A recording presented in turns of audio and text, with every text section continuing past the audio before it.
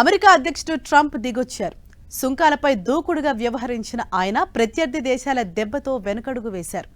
ఇటీవల మెక్సికో, కెనడాలతో పాటు చైనాపైన అమెరికా అధ్యక్షుడు డొనాల్డ్ సుంకాల కొరడా ఝులిపించారు.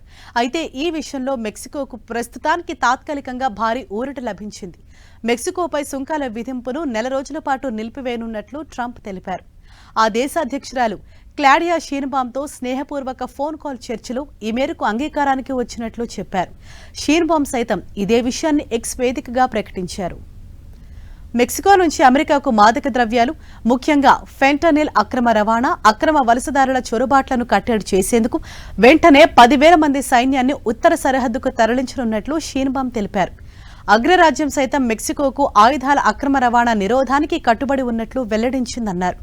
తమ దేశంపై సుంకాల విధింపు నెల రోజుల కాలానికి నిలిచిపోయిందని, ఈ సమయంలో ఇరుపక్షాల ప్రతినిధులు వాణిజ్యం, భద్రత తదితర అంశాలపై చర్చలు నిర్వహిస్తారని వెల్లడించారు.